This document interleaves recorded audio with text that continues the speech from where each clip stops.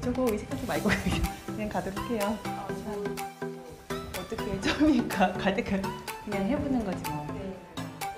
첫 번째 초대 손님 서은경 작가님 오셨어요. 서은경 작가님이랑 이야기 시작하기 전에 작가님 어떤 분인지 먼저 소개하고 들어가야 될 것 같은데요. 저 말고 카메라 쳐다보시는 게 지금 카메라를 볼 때 지금 렌즈 내 렌즈 볼게요. 렌즈 보이는 거고 이거 화면 한번 이런 것도 참. 역시 정방송 아난다의 인터뷰 오늘 첫 번째 시간입니다. 오늘 첫 번째 초대 손님으로 서은경 작가님 오셨어요. 서은경 작가님 어떤 분인지 먼저 소개부터 하고 넘어가야 될 것 같은데요.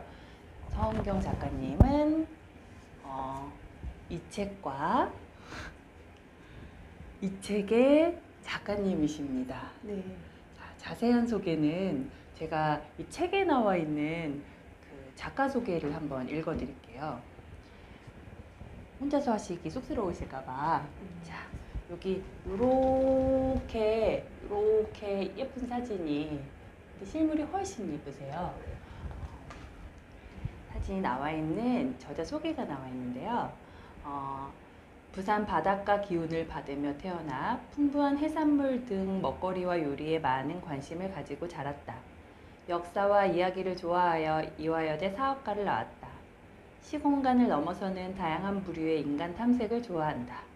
중국, 일본 등을 돌아다니며 일본군 위안부 피해자 생존자를 찾아내어 그들의 증언을 체록하고 영상에 담았으며 KBS 6시 내 고향, SBS 시장을 찾아서 지구촌 크루즈 여행 등을 만들며 10여 년간 방송 구성작가로 활동했다. 참여한 책으로는 나는 돼지 농장으로 출근한다가 있으며 현재 자기를 발견하고 삶의 변화와 전환을 읽어내는 반전 인생 스토리, 사람 관계를 친밀하게 이어주는 음식과 먹거리, 농촌 대한마을 스토리에 관심을 두고 이야기를 꾸미고 있다. 그리고 이 책을 집필하셨습니다. 자, 이렇게 간단하게 소개해 드렸는데요. 사실 이 작은 요만한 프로필에 담을 수 있는 서은경 작가님이 아니시잖아요. 간단하게 본인 소개 부탁드려도 될까요? 제 소개요. 다 하셔가지고. 다 하셨어요? 저는 아주 재밌게 유쾌하게 사는 거를 좋아하는 사람이고요. 언제나 그 긍정적인 마인드를 가지고 이제 하루하루 순간순간의 재미 속에서 사는 걸 좀 좋아하는 사람입니다. 네. 그렇죠. 그게 느껴져요. 그렇습니까? 네. 근데 사실 그 순간 매일매일 그 하루를 되게 유쾌하고 그러니까 즐거운 기분으로 이제 순간순간에 머물면서 살고 싶다라는 건 사실 대부분의 사람들이 가지고 있는 어쩌면 그 첫 번째 그 버킷리스트가 아닌가 하는 생각이 들어요. 언젠가부터 좀 이렇게 사회적인 흐름이 변하면서 막 뭘 가져야겠다, 뭘 이뤄야겠다가 얼마나 허망한지를 사람들이 느끼기 시작하면서 결국 지금 이 순간을 얼마나 잘 즐길 수 있느냐가 삶의 질에 직결된다는 거 사람들이 알아차리고 있는데 그게 잘 안 돼요. 그게 정말 어려워서. 그래서 제가 사실 오늘 서은경 작가님을 이 자리에 모신 이유는 바로 그 포인트 때문에 모셨어요. 서은경 작가님께서는 제가 생각하기에 가장 어려운 그 과제를 다뤄내는데 되게 성공하신 분처럼 저한테 느껴졌거든요. 어떤 어려운 과제를 다뤘죠? 저는 지금 제가 그러고 있어서 그래요. 제가 그러고 있어서 그런데요. 맞아요. 그러니까 저한테는 한 번도 풀어본 적이 없는 숙제인 거죠. 그러니까 서은경 작가님 아까 여기 여기 그 저자 소개에서도 소개드렸는데 굉장히 다이나믹하게 활동을 하시다가 갑자기 집으로 들어가셨어요. 모든 활동을 다 접고. 사실 그 되게 엄청난 역동적인 에너지를 가지고 있는. 그러니까 그거는 그러니까 어쩌면 몸에 이렇게 DNA에 내재된 그런 이제 에너지 패턴이라고 저는 느껴졌거든요. 맞아요. 그런데 그러시던 분이 어떻게 그 벼랑간에 이제 집이라는 이제 이를테면 뭐 남들이 보기엔 안식처지만 사실 저는 약간 감옥처럼 느껴지기도 하고 이제 그런 공간에 본인 스스로를 10년이나 이제 집에 두신 거잖아요. 그리고 난 다음에 예, 부드럽게 다시 본인의 그러니까 타고난 그 기질이나 이런 것을 이제 펼칠 수 있는 현장을 열어내신 사실 그게 저한테는 지금 당면에 있는 가장 큰 과제거든요. 그러니까 그것을 제가 되게 면밀히 조사한 결과 굉장히 성공적으로 그 문턱을 넘으신 것 같아요. 그리고 이제는 나 여기서 좀 나가봐야 되겠는데 라는 마음이 올라오는데 그게 마음대로 안 될 때 그때는 지금 이 순간이 아무리 중요하고 아무리 여기서 사는 게 뭐 소중하고 그래도 그게 잘 안 되잖아요. 근데 그 마음속에 있는 그 광풍을 어떻게 다루셨는지 그리고 그것들을 이제 잘 이렇게 다독여서 이제 본인한테 필요한 에너지로 전환해내는 그 과정들이 어떠했는지 그 얘기를 사실 듣고 싶어서 작가님 모셨어요. 네. 에너지가 만만치 않은데요. 저도 집에 갇혀서 집에서 뭐 하잖아요. 갇혀 있는 게 아니라 그 속에서 뭔가를 수도 정지를 하잖아요. 그렇죠. 스스로. 수도 정진을 했죠. 저도 계속 수도 정진을 했는데 근데 그러니까 집안에 있는 게 뭐 나쁘다 좋다 그런 문제가 아니라 그게 내가 밖에 나갈 수도 있고 집에 있을 수도 있고 이제 선택할 수 있는데 지금은 집에 있어야겠다라고 이제 선택해서 집에 있게 되는 거는 상관이 없는데 10년 정도 이제 이 자발적인 선택이든 뭐든 집에 있다 보면 밖으로 나가고 싶어도 이제 나갈 용기도 없고 나갈 현장도 없고 그렇게 돼서 이젠 선택이 아니라 진짜 어쩔 수 없이 집이라는 경계에 머무르게 되는 경우가 많이 있잖아요. 그렇죠. 많이 있어서 사실 저는 나도 그렇게 되는 거 아니야? 내가 뭐 그전에 뭐 아무리 뭐 이것저것 많이 했다고 해도 그것이 가치 있는 활동이었음을 증명할 길도 없고 내가 주장한다고 누가 알아주는 것도 아니고 되게 좌절이 심했었거든요. 이경 작가님께서는 이제 본인의 과제를 어떻게 풀어내셨는지 거기에 대해서 되게 한 켜 이렇게 질문을 주고 받아보도록 하면 좋을 것 같아요. 네, 알겠습니다. 네. 어떻게 그런 활동들을 하다가 이제 집에 집중해야겠다라는 결심을 하시게 되셨는지 전 그거 되게 궁금해요. 그거는 제가 열심히 활동을 하고 활동을 하면 할수록 일이 더 많아지고 또 해외로 나가서 프로젝트를 수행해야 되는 것들이 많은데 아이가 5살이었어요. 근데 아이를 돌볼 사람이 없었어요. 이게 돌본다는 건 제가 주 양육자니까 제가 돌봐야 되지만 뭐 아빠가 같이 돌보고 좀 주변에서 돌봐주고 같이 이렇게 되면 되는데 그렇게 힘을 빌릴 수 있는 가족들이 별로 없고 물론 사람한테 맡겨도 되는데 그런 것들이 저 같은 경우에는 이제 아이를 함부로 맡기지를 못하는 약간 불안하죠, 사실. 그런 부분들도 있고 그러면 아빠가 같이 해서 좀 더 시간을 내서 이렇게 돌보면 좀 되는데 그 부분이 전혀 안 됐었어요. 그러니까 완전히 독박 육아를 해야 되는 상황이라 갖고 이 일이 많아지면 많아질수록 그 아이 때문에 갖는 스트레스가 너무도 컸고 근데 그거가 아이가 문제가 있는 게 아니라 우리 결혼한 여자로서 저는 남자들은 뭐 책임 안 지고 뭐 육아를 안 해도 전혀 상관없는 마음의 부담이 훨씬 덜하죠.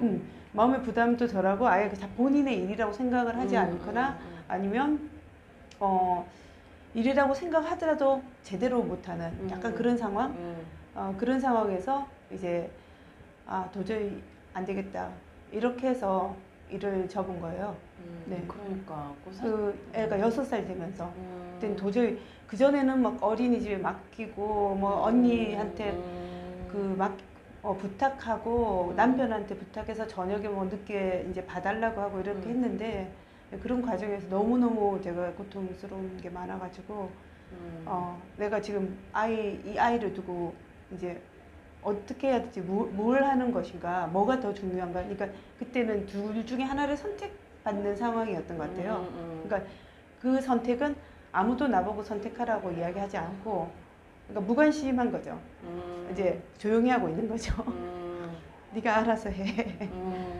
어떠한 도움도 뭐 없이 그 순간 해야 될 건 내가 선택할 수밖에 없으니까 그 순간 저는 아이가 굉장히 또 소중하고 하니까 아이를 좀 집중 육아를 해야 되겠다 그런 생각을 했었던 거예요. 참 가슴 왜냐면 아픈데. 나쁜 엄마는 되고 싶지 않은. 이렇게 보면 결국 원인은 나한테 있다라고도 이야기할 수 있지만 전혀 그 육아를 뒷받침할 수 없는 어떤 가정의 어떤 구조, 사회 인식? 구조이기도 하고 그렇죠. 인식 그 부분이 제일 큰 것 같아요. 그래서 그거는 굉장히 처절하게 경험을 했던 것 같아요. 그러니까요. 남 얘기가 아니에요. 남 얘기가 지금. 아니에요. 이거는 모든 결혼하면서 일하는 여자들이 겪는 문제고, 그래서 어린이집이나 이런 데 맡기면서도 늘 다리 동동동동동 굴리는 그 상황이 너무 계속됐기 때문에 너 어디 가나 죄인인 거예요. 맞아. 어린이집에도 죄인이고 애한테도 미안하고. 일하는 현장에서도 사실 약간의 미안함이 있죠. 그렇죠. 그 데리고 다니면서도 하고 막 그렇게 있죠. 그러니까요. 그런 이유로 이제 사실 대부분의 이제 엄마들이 이제 가정을 선택하게 되는 경우가 되게 많이 있잖아요. 많이 있죠. 그러니까 어떻게 보면 정말 모진 마음을 먹거나 아니면 정말 여러 가지 조건이 이제 갖춰진 소수의 그 엄마들 정도만 되게 편안하지도 않아요, 사실. 그러니까 그러니까 외적으로는 조금 더 덜 압박을 받으면서 일을 유지해 갈 수 있는데, 이제 대부분의 경우가 이제 은경 작가님이 겪으셨던 그런 과정을 겪으니까 저도 마찬가지예요. 그런데 어쨌든 제가 은경 작가님 뵙기로는 저랑은 또 다른 양상이 보여요. 저는 이 살림이라는 거를 이제 해본 적도 없고 하려고 생각해 본 적도 없고 관심도 없고 뭐 전혀 저는 집이라는 공간이 정말 휴식처인 줄 알았어요. 그러니까 모든 게 그냥 집에 오면 엄마가 다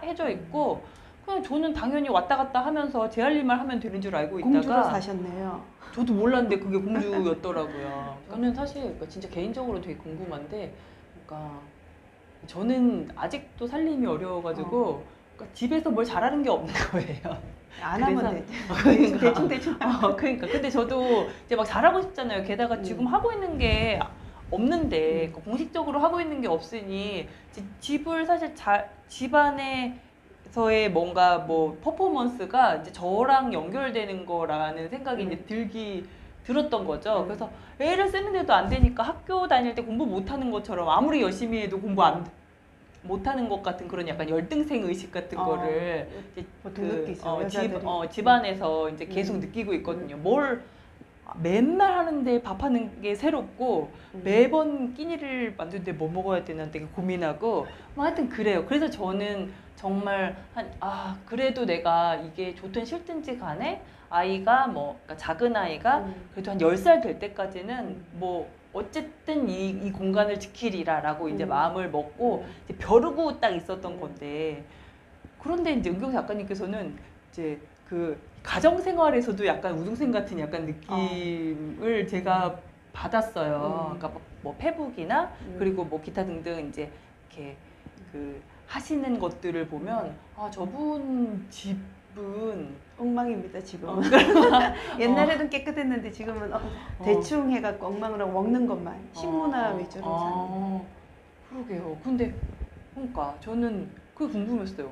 사실 뭐 다른 게 하고 싶은 게 있더라도 이 공간에서 이제 할 줄 아는 것도 많고 이제 잘하면은 사실 굉장히 좀 만족스럽게 이제 가정 생활을 할 수 있는 거잖아요.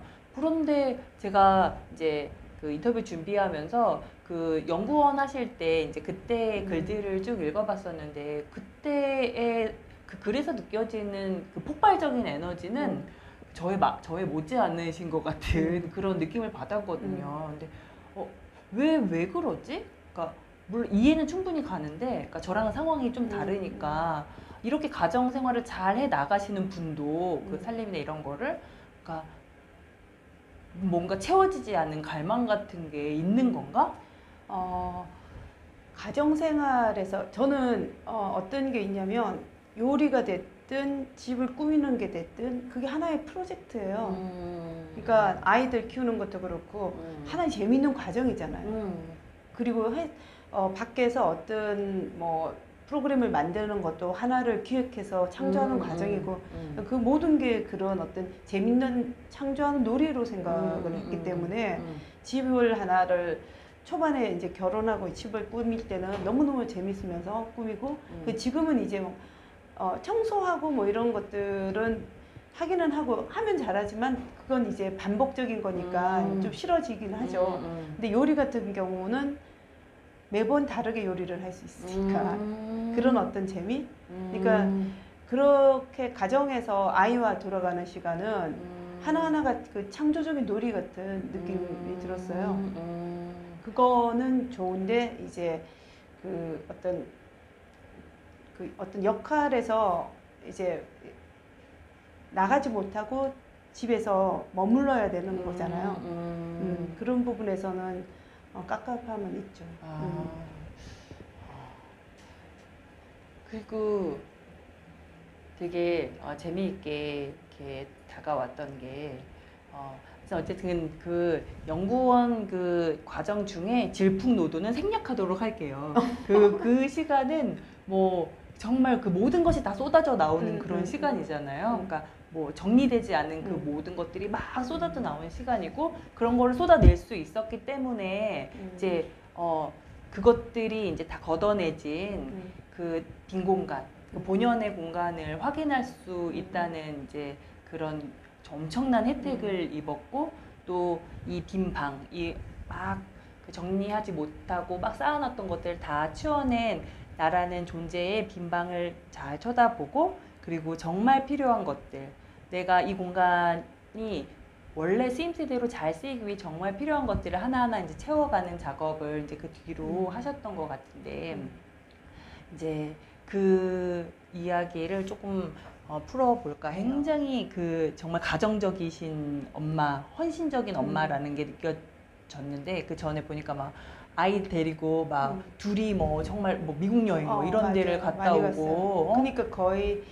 그 제주도도 그렇고 애만 데리고 왜냐면 아빠의 부재 아빠가 늘 없기 때문에 바쁘고 일에 그러니까 가정은 이렇게 가정에 이제 놀러 가는 것조차도 약속을 했다가 그날 안 와요. 다른 일이 있으면 우선순위가 밀려 있기 때문에 그렇게 돼서 그럴 때 막 하도 내기도 하고 이렇게 하지만 어느 순간에는 이제 포기하고 우리끼리 아이하고 둘이 잘 놀겠다라는 생각을 했기 때문에 아이 데리고 정말 많이 돌아다녔어요. 그러니까요. 그러니까 일반적이라는 게 사실 저는 여기서 일반적이라고 하면 저의 경우만 얘기하는 거예요. 그러니까 저랑 이렇게 비교를 해보자면 이제 아이에 대한 헌신의 그 깊이가 이제 진짜 장난이 아니신 게 되게 느껴졌어요. 저는 그거에 대해서 별로 제가 헌신적이라 생각을 안 했는데 저희 딸은 초등학교 5학년 정도 됐을 때 내가 옛날에 이런 일을 했다니까 내가 이제 엄마가 뭐 그런 걸 해. 안 믿고 집에만 있는 그런 걸로 생각을 하고 그랬죠. 네? 이제 연구원이 끝나고 난 다음에 그 해 3월에 애도 내팽겨쳐 놓고 동생이랑 두 분이서 덜컥 집필 여행을 결행하십니다. 네. 거기 그쵸. 난생 처음으로 아이를 떼놓고 갔던 것 같아요. 그때. 그게 그러니까 사실 굉장히 결단이 어려운 그 선택이라고 저는 느끼거든요. 누가 못하게 해서가 아니라 본인 스스로가. 근데 어떻게 그런 결심을 하시게 되셨는지 그리고 실행에 옮길 수 있는 동력은 뭐였는지 그거 되게 궁금해요. 그때 이제 애가 어느 정도 좀 크기도 컸고 어린 뭐 5살, 6살이 아니니까 크기도 컸고 아이도 갔다 오라고 그러고 엄마가 책 쓴다고 엄마 책 써야 된다. 이제 엄마 책 써야 된다. 책을 쓰진 않으면서 이제 책 써야 된다 이러면서 하니까 근데 우리 동생이 가는데 이제 가지 않겠느냐고 하니까 딸이 이제 엄마 갔다 오라고 하는 바람에 뭔가 이렇게 처음으로 이렇게 저기 밖으로 나가는 어떤 느낌으로 근데 이제 지필 여행이라고 일단 이름을 그렇게 붙이고 가서 그러면 지필을 하셔야 되는데 지필은 안 하시고 이제 책만 읽고 동생이랑 같이 즐겁게 놀고 그러다가 세월호가 터진 거예요. 그래갖고 거기서 멘붕이 오면서 갑자기 내가 죄인이 된 것 같은 알죠? 네, 그치. 자식 우리 놔두고 다 그치. 그때 엄청나게 그 이후로 이렇게 굉장히 그 힘들었던 그런 기억이 나요.